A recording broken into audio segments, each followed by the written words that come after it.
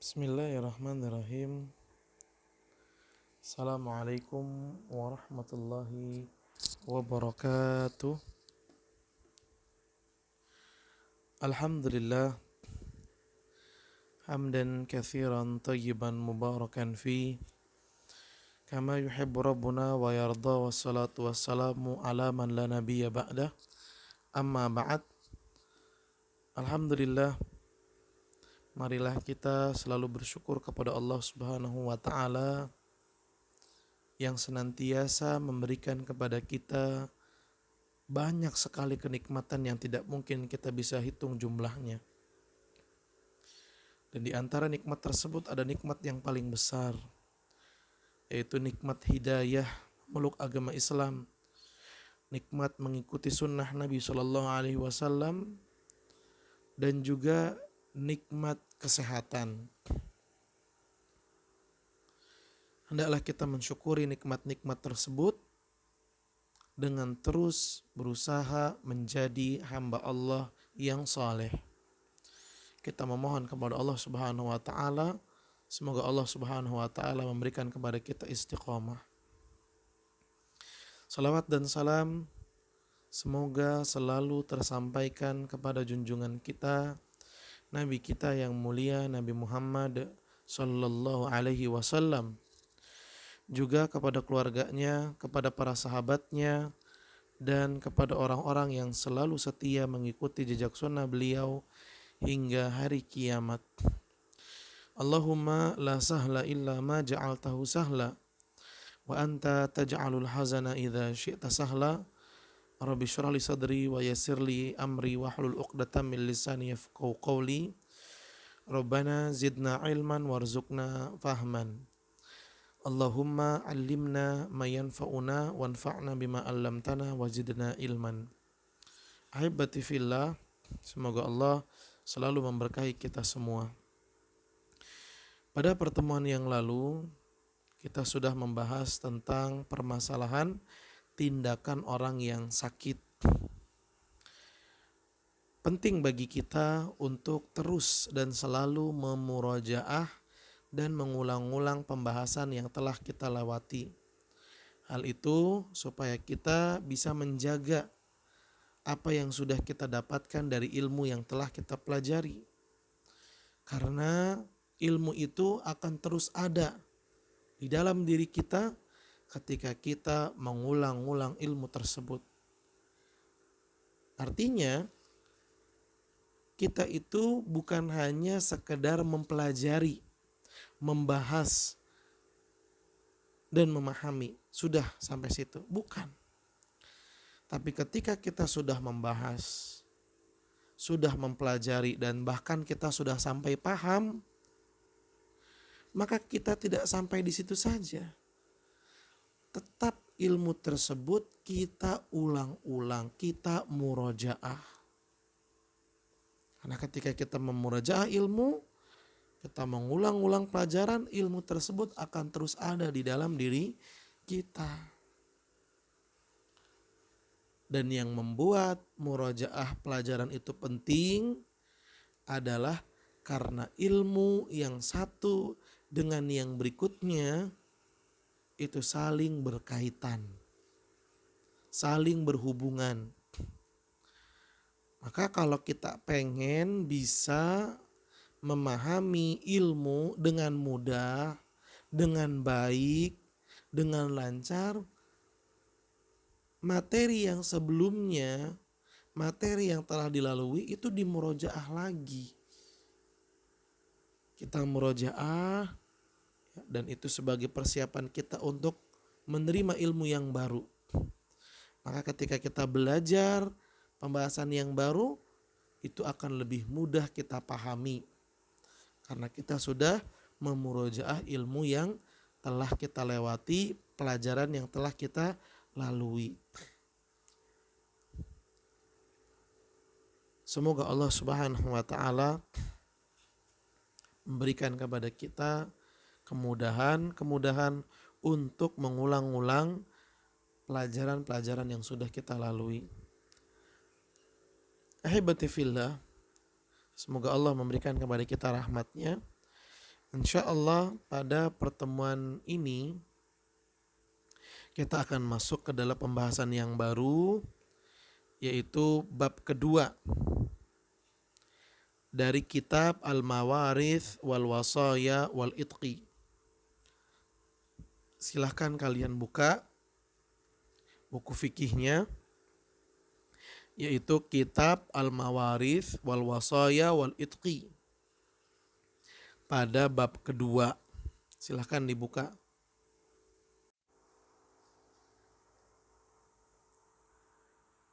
Mari kita simak penjelasan dari penulis tentang bab yang kedua ini dari kitab Wasaya, Mawarith, dan Al-Itqi. Al-babu tsani, bab yang kedua, al-wasiyatu, tentang wasiat. Wa fihi mas'alatani. Pada bab kedua ini tentang wasiat ada dua pembahasan.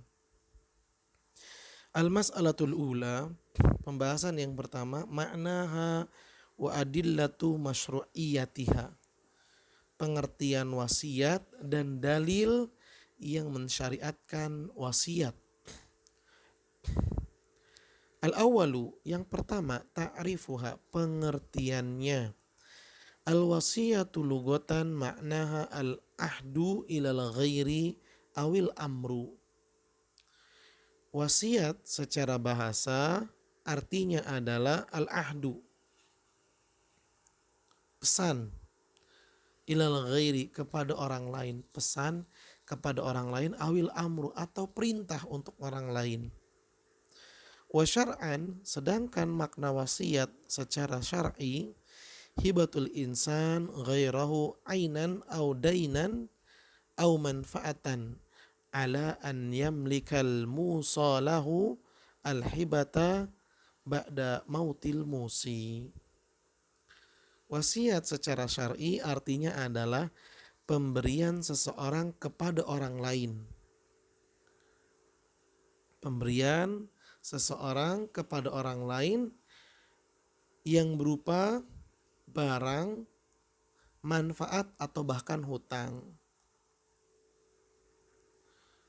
di mana pihak yang diwasiatkan itu bisa mendapatkan pemberian tersebut kalau orang yang memberikan wasiat sudah meninggal. Pahami baik-baik. Orang yang diberikan wasiat baru bisa memiliki apa yang diwasiatkan itu kalau orang yang memberikan wasiatnya sudah meninggal. Kalau belum meninggal maka dia belum bisa menerimanya dan belum bisa memilikinya. Wa qad tashmulul wasiyata ma huwa aham an dzalika. Dan wasiat itu maknanya bisa lebih umum dari yang telah kita sebutkan tadi. Fatakunu bimakna al-amru bitasarrufi ba'dal mauti kama arrafaha ba'duhum bidzalika. Fatashmulul wasiyata li syakhsin bighaslihi awis salati alaihi imaman aw daf'i syai'in min malihi li jihatin. Makna yang lebih umum untuk wasiat dari yang telah kita sebutkan tadi adalah wasiat itu adalah perintah untuk melakukan sesuatu setelah meninggalnya pemberi wasiat. Sehingga wasiat bisa mencakup perintah seseorang kepada orang lain untuk memandikan jenazahnya kalau dia meninggal, atau mengimami sholat jenazahnya kalau dia meninggal, atau menyalurkan sebagian dari harta yang dia tinggalkan kepada suatu jalur kebaikan. Artinya wasiat itu maknanya bisa lebih umum dari yang secara bahasa dan yang secara syar'i. Intinya dia itu permintaan dari seseorang kepada orang lain untuk dilakukan setelah orang yang memerintah itu meninggal dunia.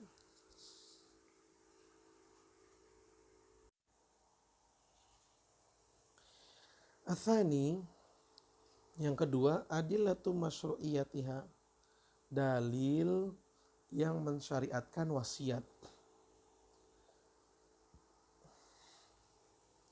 Wa hiya masyru'atun bil kitabi was sunnati wal ijma'. Wasiat itu disyariatkan dalam Islam berdasarkan dalil yang ada di dalam Al-Quran, hadis, dan juga ijma', kesepakatan para ulama. Baik, dalil dari Al-Quran terlebih dahulu. Qauluhu ta'ala, firman Allah subhanahu wa ta'ala, kutiba alaikum idza hadara ahadakumul mautu in taraka khairanil wasiyatu lil walidaini wal aqrabina bil ma'ruf haqqan 'alal muttaqin. Allah Subhanahu wa taala berfirman, diwajibkan bagi kalian apabila ajal kematian hendak menjemput seseorang di antara kalian, jika dia meninggalkan harta, untuk berwasiat bagi orang tua dan karib kerabat dengan cara yang baik. Ini kewajiban bagi orang-orang yang bertakwa. Artinya gini ya ikhwan, apabila orang yang akan meninggal nih, ya mungkin dia karena sudah sakit-sakitan, dokter juga sudah memberikan informasi, atau orang yang sudah tua, di mana ajalnya sudah tidak lama lagi, dan dia punya harta yang bakalan dia tinggalkan, ya, dia orang yang punya, maka hendaklah orang tersebut berwasiat untuk orang tuanya atau untuk karib kerabatnya. Dan ini adalah kewajiban yang Allah Subhanahu wa taala tetapkan. Ini dalil dari Al-Quran mengenai disyariatkannya wasiat. Jadi wasiat itu termasuk ajaran Islam. Adapun dalil dari hadis, lima rawa bin Umar radhiyallahu anhuma qala Rasulullah sallallahu alaihi wasallam, ma haqqum ri'in muslimin yabitu lailataini walahu syai'un yuridu an yusifihi illa wa wasiyatuhu maktubatun inda ra'sihi. Hadis yang diriwayatkan oleh Ibnu Umar radhiyallahu anhuma, beliau berkata, Rasulullah sallallahu alaihi wasallam bersabda, tidak baik bagi seorang muslim yang dia punya sesuatu untuk diwasiatkan, terus sudah lewat 2 hari, kecuali wasiatnya itu sudah dia tulis. Jadi siapa yang ingin berwasiat, maka hendaklah ia buru-buru menulisnya. Jangan sampai lewat 2 hari, tapi dia belum juga menulisnya. Ini nggak baik, kata Nabi Shallallahu Alaihi Wasallam. Siapa punya sesuatu di benaknya untuk diwasiatkan, segera catat wasiat tersebut. Jangan dia tunda-tunda, apalagi sampai lewat 2 hari, itu nggak baik. Berarti kalau belum lewat 2 hari nggak apa-apa ya. Intinya dari sabda Nabi Shallallahu Alaihi Wasallam ini adalah, kalau kita punya sesuatu di benak kita untuk diwasiatkan, catat. Dan ingat, apa yang dicatat itu nggak harus langsung dilaksanakan. Itu bisa kita rubah. Misalnya hari ini kita catat apa, di kemudian hari kita ingin rubah, boleh. Wasiat itu bisa dirubah. Ya. Baik.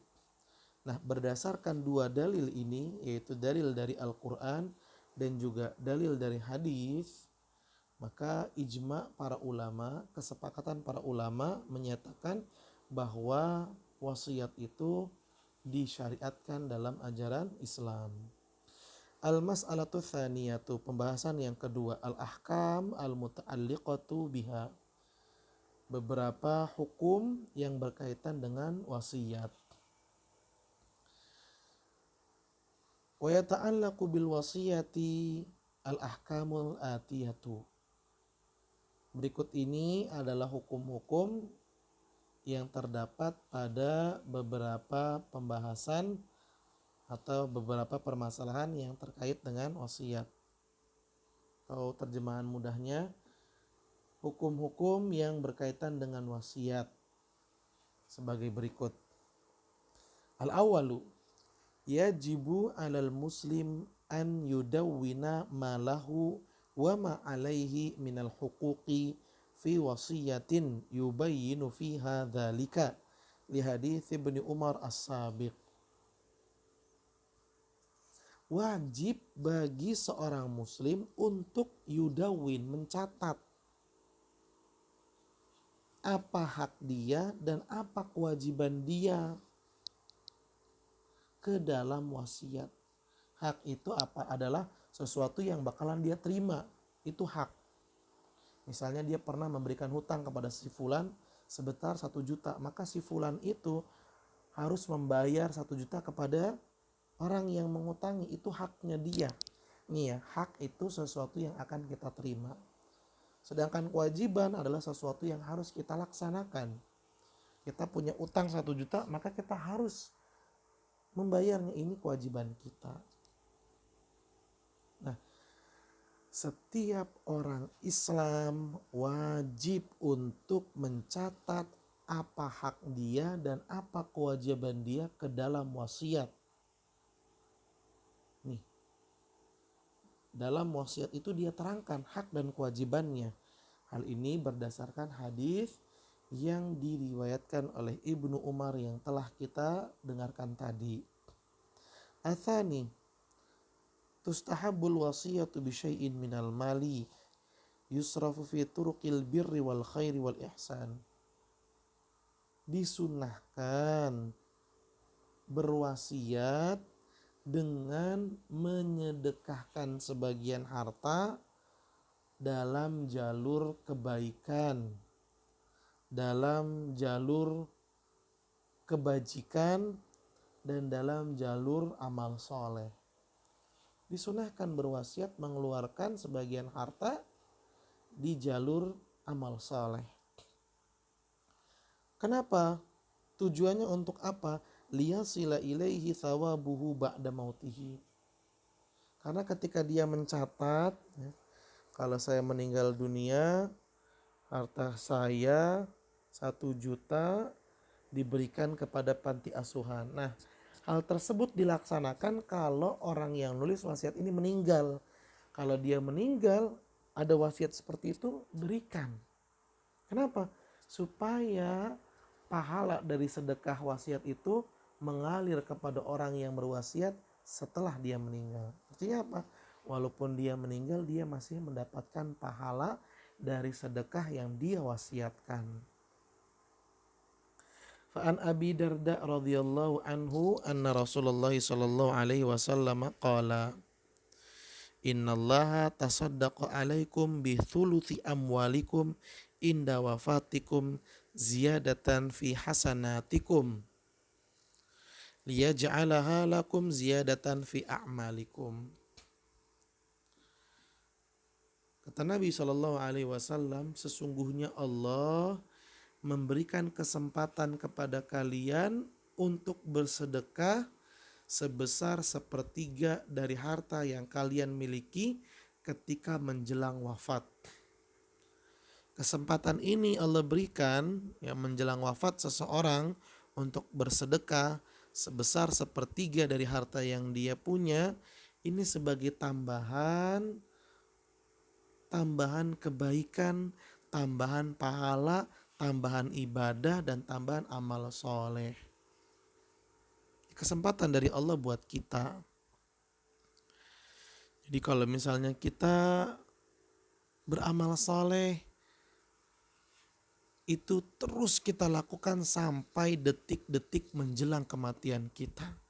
Artinya kalau kita beramal soleh, teruslah beramal soleh sampai darah penghabisan. Jangan pernah berhenti. Karena Allah terus memberikan kesempatan bagi kita untuk beramal soleh. Dan di akhir-akhir hayat kita Allah berikan kita kesempatan amal soleh dengan bersedekah maksimal 1/3 dari harta yang kita punya. Supaya ketika kita meninggal kita tetap mendapatkan aliran pahala. Sehingga bekal akhirat kita semakin banyak.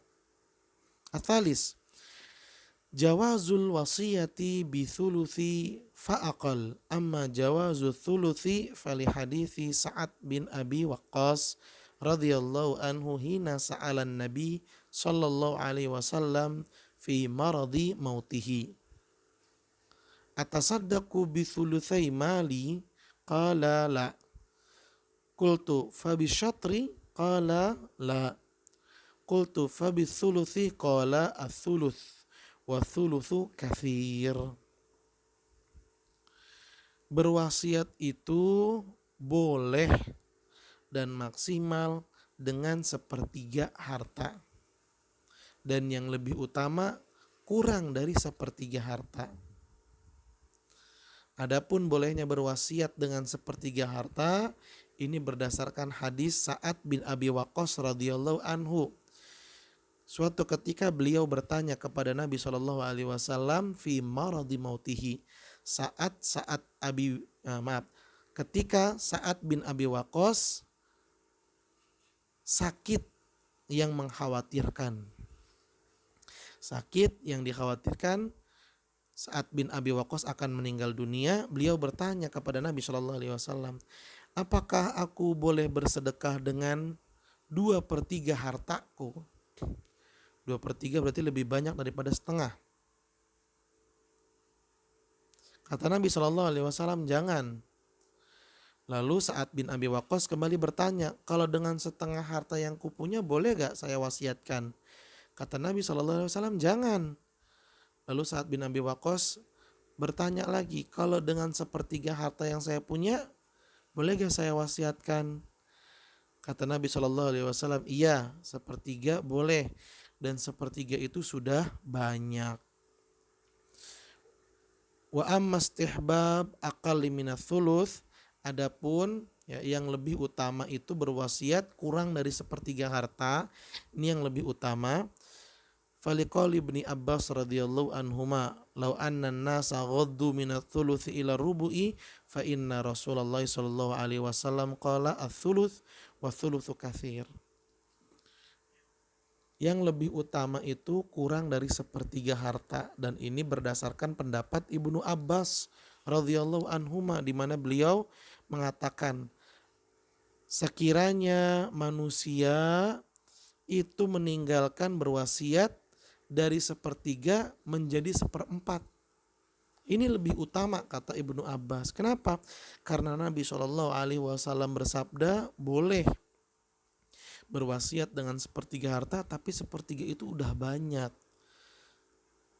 Begitu kata Nabi. Maka kalau lebih sedikit, ya, atau bahasanya kurang dari sepertiga, itu lebih baik. Kalau wasiatnya kurang dari sepertiga, itu yang lebih utama. Arabi, yang keempat, annal wasiyata la tasihhu bi aktsari minats thuluts ma yamliku liman lahu warith. Berwasiat lebih dari sepertiga itu enggak boleh. Berwasiat tidak boleh lebih dari sepertiga bagi orang yang memiliki ahli waris. Jika seseorang punya ahli waris, maka jangan dia berwasiat menyedekahkan hartanya lebih dari sepertiga. Li hadis Sa'ad bin Abi Waqqas al-Mutaqaddim. Hal ini berdasarkan hadis yang diriwayatkan Sa'ad bin Abi Waqqas yang telah lalu. Illa idza ajazal warathatu dzalika, amma idza lam yakun lahu warisun fatasihhu bil mali kullihi. Orang yang punya ahli waris, dia nggak boleh berwasiat menyedekahkan harta lebih dari sepertiga, itu nggak boleh hukum asalnya. Tapi kalau ahli warisnya ridho, maka boleh. Kalau ahli warisnya menyatakan, Pak, Bu, kalau ingin berwasiat lebih dari sepertiga silahkan, kami semua ikhlas dan menerima, itu boleh. Terlebih kalau ahli warisnya itu orang-orang yang punya, orang-orang yang kecukupan. Dan terlebih lagi jika seseorang gak punya ahli waris sama sekali, maka dia boleh berwasiat dengan seluruh hartanya, itu boleh. Semua harta saya berikan ke panti asuhan ini. Itu boleh kalau dia gak punya ahli waris sama sekali. Al-khamis, la tasihul wasiyatu li ahadin minal warathati. Wasiat itu tidak boleh diberikan kepada ahli waris. Ahli waris itu sudah punya jatah warisan, maka nggak boleh diberikan wasiat. Misalnya anak itu kan punya jatah warisannya. Lalu orang tuanya memberikan wasiat, saya berikan kepada anak saya 1/3 dari harta warisan ini, nggak bisa.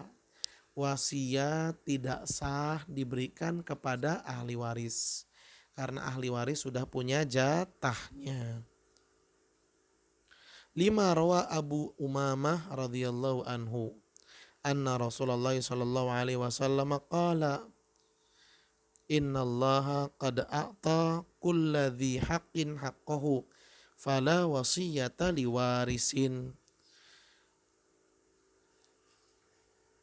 Abu Umamah radhiyallahu anhu meriwayatkan bahwasannya Rasulullah sallallahu alaihi wasallam bersabda, sesungguhnya Allah telah memberikan kepada setiap pemilik hak haknya sendiri.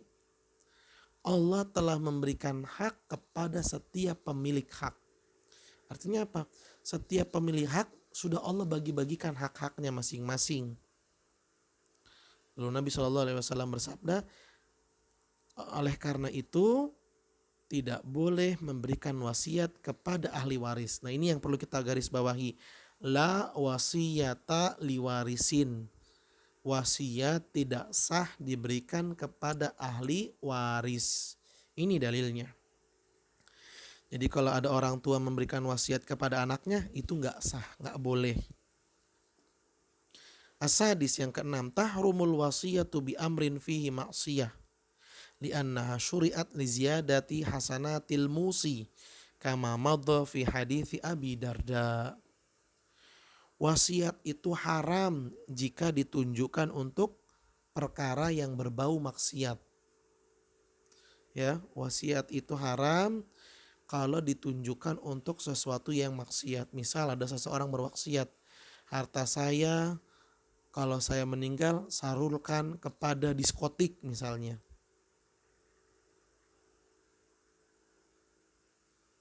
Nah ini nggak boleh.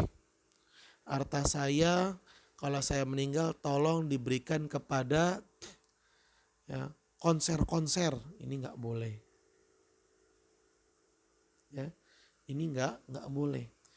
Menyalurkan wasiat kepada perkara yang maksiat itu haram hukumnya. Kenapa? Karena sejatinya wasiat itu untuk menambahkan kebaikan, pahala, ibadah, dan amal soleh bagi orang yang berwasiat. Ini asalnya.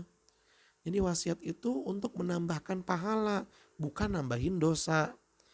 Sebagaimana hal tersebut ya dinyatakan dalam hadis yang diriwayatkan oleh Abi Darda. Jadi haram berwasiat untuk perkara yang berbau maksiat dan pelanggaran agama. Asabi anna daina wal wajibati syar'iyyati kazakati wal haji wal kafarati muqaddamatun alal wasiyati. Liqaulihi ta'ala min ba'di wasiyatin yusi biha audainin. Wa qala Ali radhiyallahu anhu qadha Nabi sallallahu alaihi wasallam bid-daini qabla al-wasiyati.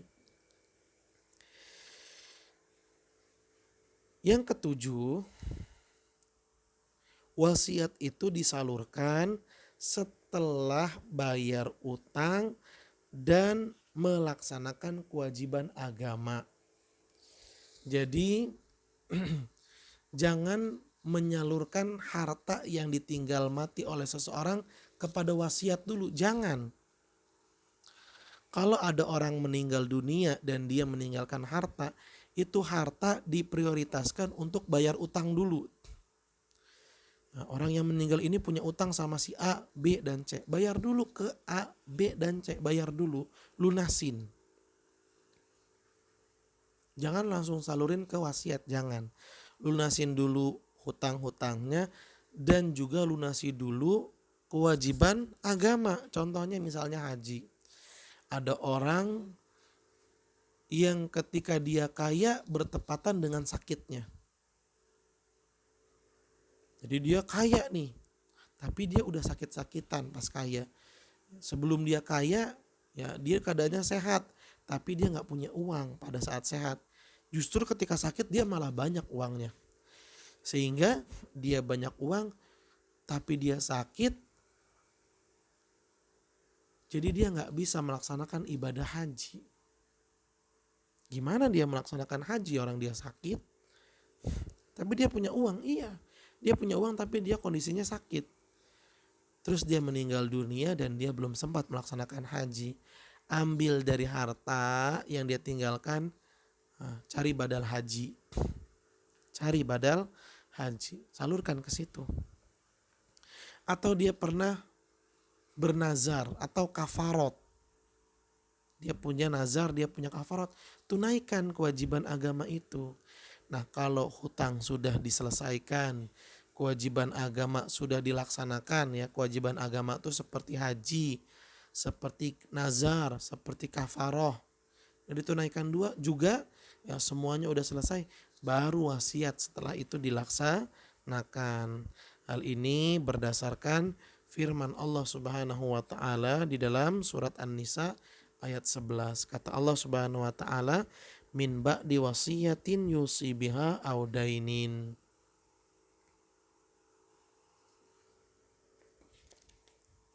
Yang artinya pembagian warisan itu dilaksanakan setelah melaksanakan wasiat.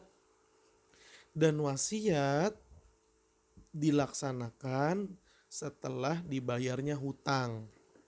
Jadi urutannya bayar utang dulu, yang diantaranya ya utang uang sama utang kewajiban agama. Setelah itu wasiat, setelah wasiat baru pembagian harta warisan.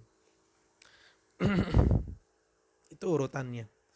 Dan juga berdasarkan sabda Nabi SAW yang diriwayatkan oleh Ali bin Abi Thalib. Ali bin Abi Thalib radhiyallahu anhu berkata, Nabi memutuskan untuk bayar utang dulu sebelum menyalurkan wasiat. Ini perlu kita pahami baik-baik. Athamin yang ke-8, yushtaratu fil musi an yakuna jaizat tasarrufi fi malihi fayakunu aqilan balighun hurran mukhtaron.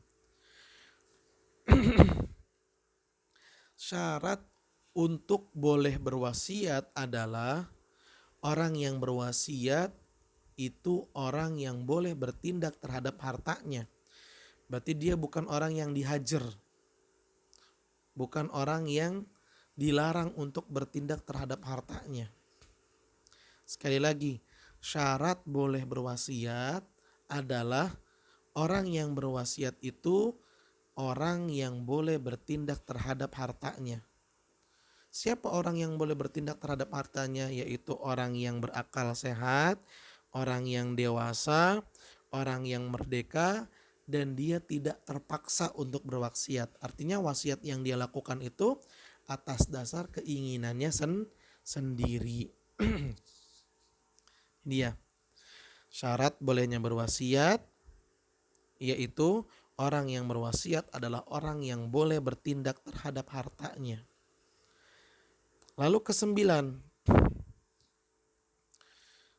yahrumu an yusi li jihatin maksiatin. Tidak boleh berwasiat untuk perkara yang bermaksiat. Tidak boleh berwasiat untuk jalur kemaksiatan. Nah, ini mirip dengan yang nomor 6 tadi. Nah, kalau nomor 6 dia memerintahkan. Misalnya gini, kalau saya meninggal dunia, tolong ya adain konser musik. Adain konser musik. Atau kalau saya meninggal dunia, ambil harta dari yang saya tinggalkan, belikan sapi, sembelih untuk ya penunggu yang ada di pohon ini. Ini jangan, ini perintah wasiat untuk bermaksiat. Ini nggak boleh. Ini nomor 6 ya.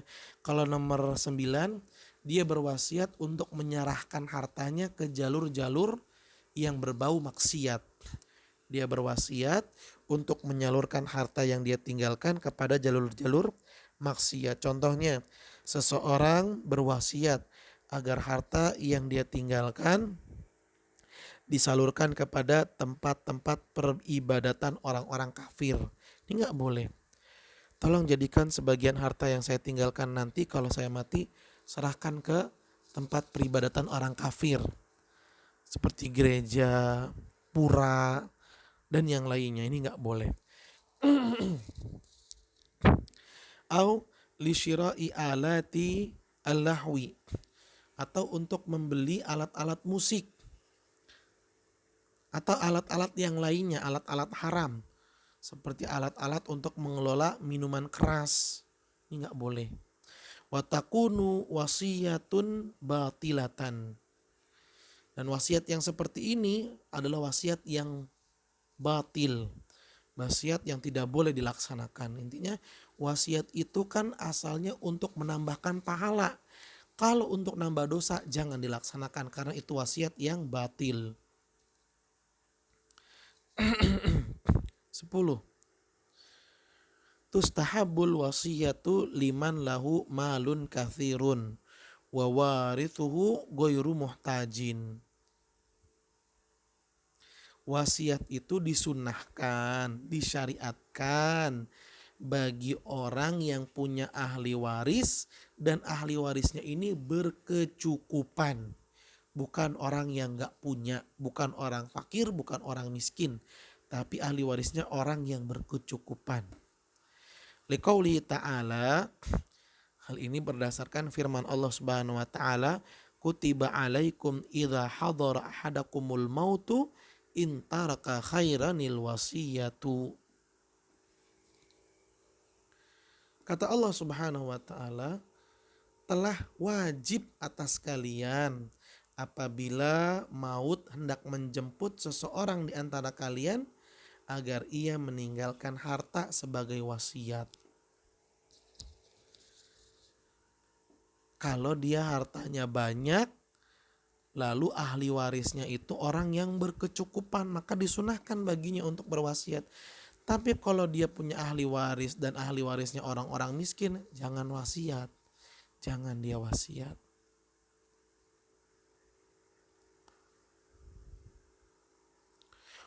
Nah, sebutkan nih dalam kitab kita, wa tukrahu liman maluhu qalilun wa warithuhu muhtajun.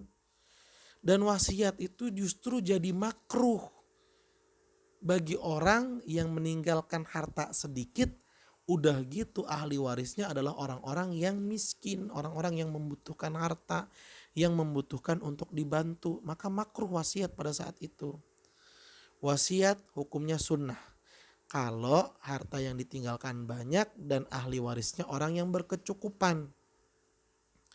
Dan wasiat jadi makruh kalau yang ditinggalkan itu hartanya cuma sedikit dan ahli warisnya orang-orang yang butuh dibantu, butuh ditolong.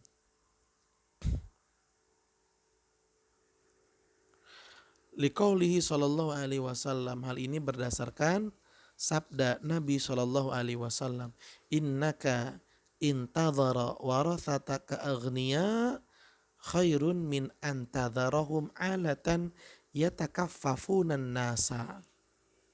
Ini pesan Nabi nih. Sesungguhnya jika kamu meninggalkan ahli warismu dalam keadaan kecukupan, itu lebih baik kata Nabi daripada kamu ninggalin ahli warismu dalam keadaan susah dan mereka meminta-minta bantuan kepada orang-orang. Artinya apa? Kalau ahli waris membutuhkan jangan wasiat. Tapi kalau ahli waris berkecukupan silahkan wasiat. Sebab meninggalkan mereka dalam keadaan berkecukupan itu lebih baik daripada meninggalkan mereka dalam keadaan kesusahan. Wa katsirun min ashabin Nabi sallallahu alaihi wasallam matu wa lam yusu. Dan kebanyakan sahabat Nabi sallallahu alaihi wasallam meninggal dunia dan mereka tidak berwasiat. Jadi kesimpulannya, wasiat itu syariat dalam Islam. Namun dia memiliki dua hukum. Bisa sunnah, bisa makruh. Tergantung dengan kondisi yang telah kita sebutkan tadi. Al-hadi asyara, yang ke-11. Tahrumul wasiyatu idza kana qasdul musi al-mudharatu bil warathati. Wasiat haram kalau tujuan orang yang berwasiat itu untuk merugikan, untuk memberikan mudorot kepada ahli warisnya.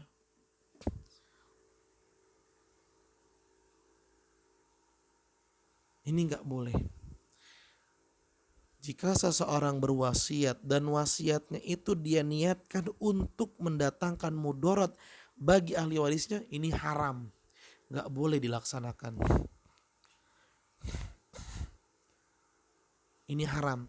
Karena sekali lagi kembali kepada asal tujuan wasiat, yaitu untuk menambahkan pahala, bukan untuk nambah dosa. Liqaulihi ta'ala, hal ini berdasarkan firman Allah Subhanahu wa taala, ghairu mudhar. Wasiat itu boleh kalau tidak mengandung mudorot bagi ahli waris. Kalau mengandung mudorot maka jangan.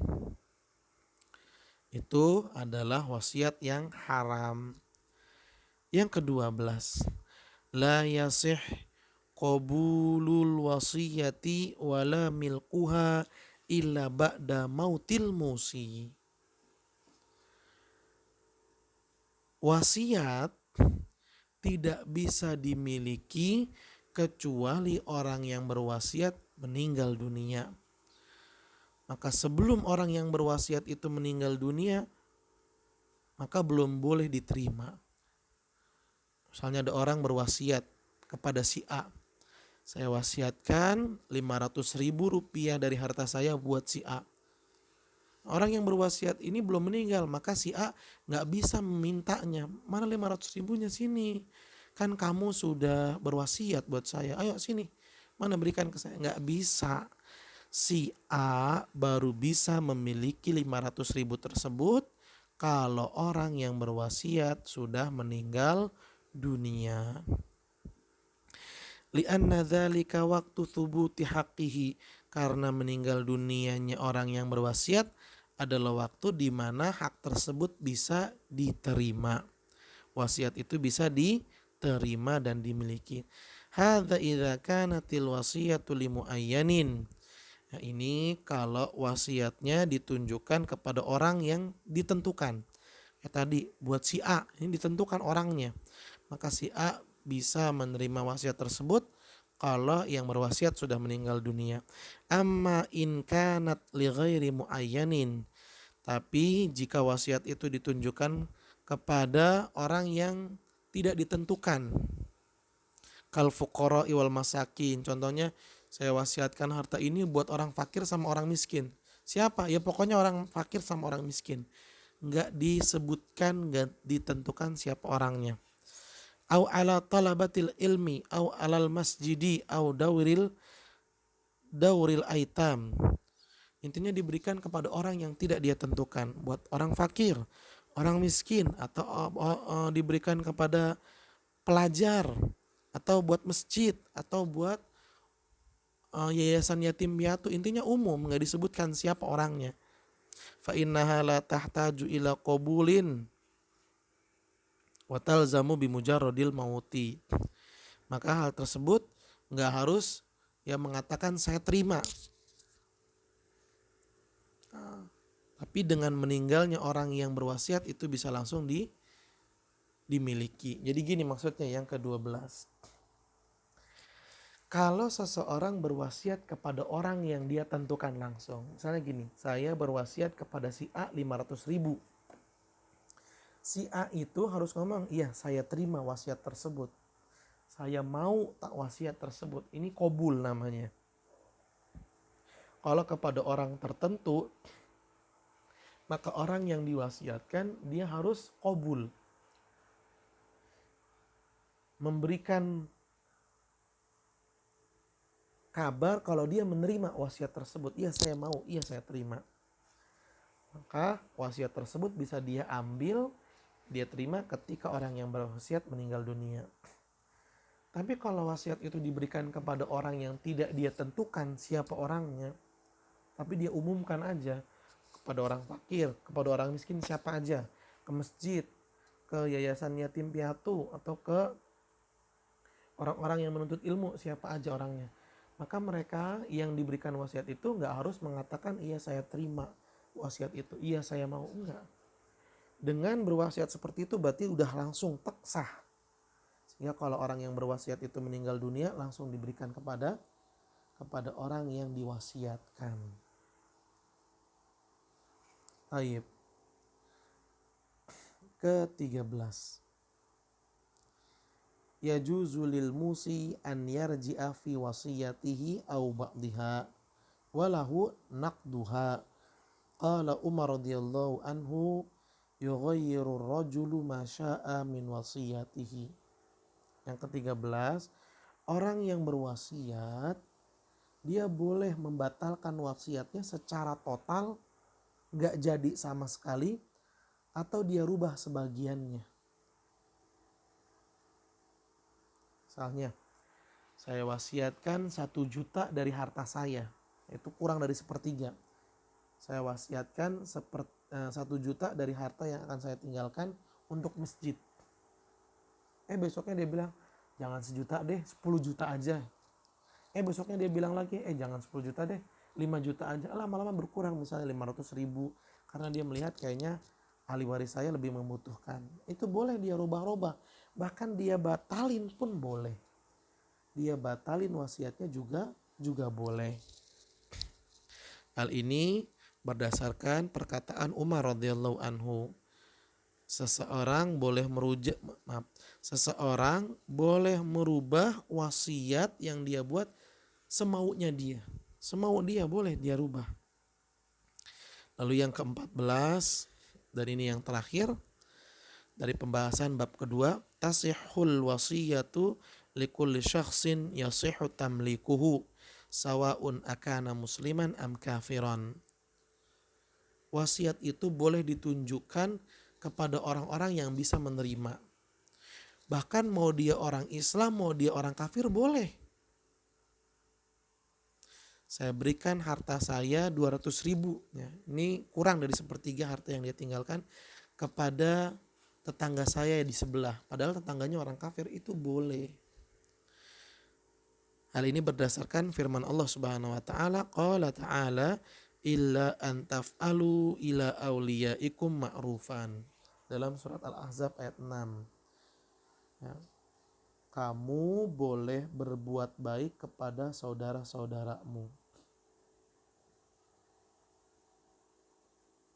Ini dia. Jadi wasiat itu boleh diberikan, ya, boleh diserahkan baik kepada orang Islam atau kepada non-muslim juga boleh. Yang penting jalurnya untuk menambahkan pahala itu boleh. Tapi kalau jalurnya untuk nambahin dosa, ini yang tidak boleh. Itu dia ahibati fillah tentang bab kedua yang berkaitan dengan wasiat. Silahkan kalian catat dengan rapi supaya kalian bisa memurojaahnya dengan mudah.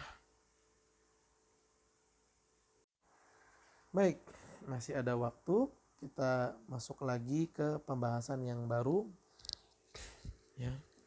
Al-babu tsalits, bab yang ketiga, fil itqi, memerdekakan budak secara mutlak, wal kitabati, memerdekakan budak dengan syarat, wal tadbiri, memerdekakan budak yang berkaitan dengan meninggalnya majikan. Ya, itqu Kitabah dan tadbir artinya sama-sama memerdekakan budak, tapi ketentuannya berbeda-beda. Ketentuannya berbeda-beda. Wa fihi masailu. Dalam bab yang ketiga ini ada beberapa pembahasan yang akan kita kaji. Al-mas'alatul ula, pembahasan yang pertama. Fi ta'rifil itqi, pengertian itqi. Wa masyru'iyatihi wa fadlihi wa hikmati masyru'iyatihi. Ya, pembahasan yang pertama pengertian itqi, kemudian disyariatkannya itqi, keutamaan al-itqi, dan hikmah disyariatkannya al-itqi. Yang pertama, ta'riful itqi, pengertian itqi. Apa sih itqi? Al-itqu lugatan, itqu secara bahasa bikasril aini wa sukunit ta, ya, di mana cara bacanya dengan mengkasrohkan huruf ain i dan mensukunkan huruf ta-nya itqu. Maka artinya adalah al-hurriyatu wal khulus, memerdekakan dan membebaskan. Ini artinya al-itqu secara bahasa. Mushtaqun min qaulihim, ini diambil dari perkataan orang-orang ataqal farasu. Kuda itu atako. Atako apa? Bebas. Kuda itu bebas. Kuda itu lepas.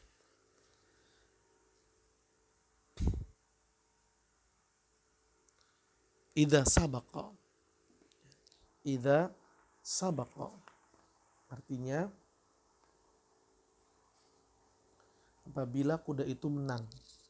Sabaqa, menang, juara. Wa ataqal farhu. Al-farhu, anak burung itu ataqo, bebas. Tara wastaqalla wa khalasa. Dinyatakan seperti itu apabila anak burung itu terbang sehingga dia mencari makan sendiri dan dia terbebas dan lepas. Ini dia, ataqa secara bahasa artinya bebas, lepas, merdeka. Wa syar'an, sedangkan kata al-itqu jika diterjemahkan dari sisi syariat Islam, maka artinya adalah tahriru raqabah wa takhlisuha minar riqi, memerdekakan budak, membebaskan budak dari status kebudakannya. Artinya dia nggak jadi budak lagi. Wa izalatul milki anha, dan menghapus kepemilikan dari budak tersebut. Artinya itu budak udah nggak dimiliki lagi. Dia udah jadi orang bebas. Wa tathbit al-hurriyati laha, dan menetapkan bahwa status budak tersebut adalah orang yang sudah merdeka. Ini seperti yang dilakukan oleh Abu Bakar As-Siddiq kepada Bilal bin Rabah. Ketika Abu Bakar As-Siddiq membeli Bilal saat Bilal disiksa oleh majikannya, kemudian setelah Abu Bakar membelinya, Abu Bakar melakukan itqu kepada Bilal. Artinya apa? Abu Bakar membebaskan, memerdekakan Bilal sehingga Bilal yang tadinya budak menjadi orang yang merdeka. Atsani adillatu masyru'iyatihi. Yang kedua, dalil-dalil yang menyatakan bahwa membebaskan dan memerdekakan budak itu adalah syariat dalam Islam. Al-aslu fi masyru'iyatil itqi al-kitabu was sunnatu wal ijma'. Dasar yang menjadi pensyariatan al-itqu, memerdekakan budak, adalah Al-Quran, hadis, dan ijma'. Amal kitabu, adapun dalil dari Al-Quran, faqauluhu ta'ala, adalah firman Allah subhanahu wa ta'ala, fatahriru raqabatin. Wa qauluhu ta'ala, fatahriru raqabatin min qabli an yatamassa. maknanya sama nih. Surat An-Nisa ayat 92 dan surat Al-Mujadilah ayat 3. Kata Allah, maka hendaklah membebaskan budak. Allah mengatakan bebaskan budak. Oh, berarti membebaskan budak termasuk dalam syariat Islam. Maka hendaklah ya membebaskan budak sebelum suami istri itu rujuk kembali, bai'an lagi, bersama-sama lagi, maka hendaklah membebaskan budak. Ini ketentuan apabila seseorang melakukan zihar terhadap istrinya. Ya, menzihar istrinya. Zihar itu apa? Suaminya menyatakan kalau dia nggak mau lagi tidur sama istrinya, tapi tetap dijadikan istri, cuma dia udah nggak mau lagi ya, tidur bareng sama istrinya, ini namanya zihar. Nah, kalau dia pengen balikan lagi, pengen tidur bareng lagi sama istrinya, dia harus membebaskan budak dulu. Ini salah satu dendanya atau kafarohnya. Wa amma sunnatu, adapun dalil disyariatkannya al-itqu dari hadis adalah fa'an Abi Hurairah radhiyallahu anhu anin Nabi sallallahu alaihi wasallam qala man a'taqa raqabatan a'taqallahu bikulli udwin minha udwan min a'dha'ihi minan nari hatta farjahu bifarjihi. Adapun dalil disyariatkannya al-itqu dari hadis adalah hadis yang diriwayatkan oleh Abi Hurairah radhiyallahu anhu dari Nabi Shallallahu alaihi wasallam. Beliau bersabda, barang siapa membebaskan budak, maka Allah akan membebaskan setiap anggota tubuhnya dari anggota tubuh si budak tersebut. Budak kan punya kepala ya, punya tangan, sampai punya kaki. Maka orang yang memerdekakan budak itu sama Allah, kepalanya, kakinya, tangannya juga dibebaskan sama Allah dari siksaan api neraka. Bahkan kemaluan dengan kemaluannya juga akan dibebaskan. Semua yang ada di anggota tubuh si budak yang dimerdekakan itu menjadi sebab dimerdekakan semua anggota tubuh orang yang memerdekakan dari api neraka. Atau dengan bahasa mudahnya, siapa yang memerdekakan budak, Allah akan merdekakan dia, akan selamatkan ia dari api neraka. Luar biasa. Pahala yang besar. Siapa yang merdekakan budak, maka dia akan diselamatkan oleh Allah dari siksaan api neraka. Dari kedua hadis tadi, maka para ulama bersepakat bahwa membebaskan budak itu termasuk syariat dalam Islam.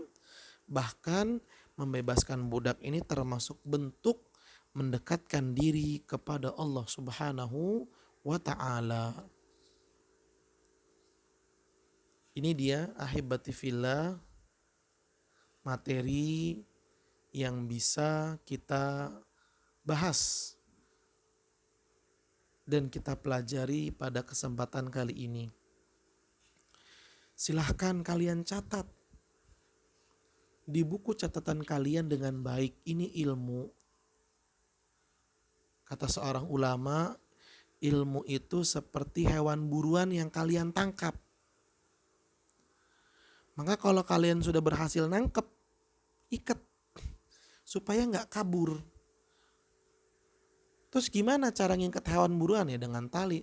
Terus kalau ngikat ilmu bagaimana? Kalau ngikat ilmu ialah dengan menulisnya. Tulislah dengan rapi ahibati fillah. Dengan begitu ilmu telah kita kandangin ibaratnya. Jadi kalau kita butuh sama dia, kita tinggal buka catatan kita. Maka kita bisa mengulangnya lagi. Ini penting. Disimak setiap pembelajaran dan pembahasan dan dicatat setiap poin penting yang kalian dengarkan. Semoga Allah memberikan kita hidayah dan taufiknya untuk selalu istiqomah dan menjadi hamba Allah yang saleh, hamba Allah yang beriman. Terima kasih banyak atas perhatiannya dan mohon maaf apabila ada kekurangan dan kesalahan. Mari kita tutup dengan membaca doa kafaratul majlis. Subhanakallahumma wa bihamdika asyhadu an la ilaha illa anta astaghfiruka wa atubu ilaik. Billahi taufiq wal hidayah. Assalamualaikum warahmatullahi wabarakatuh.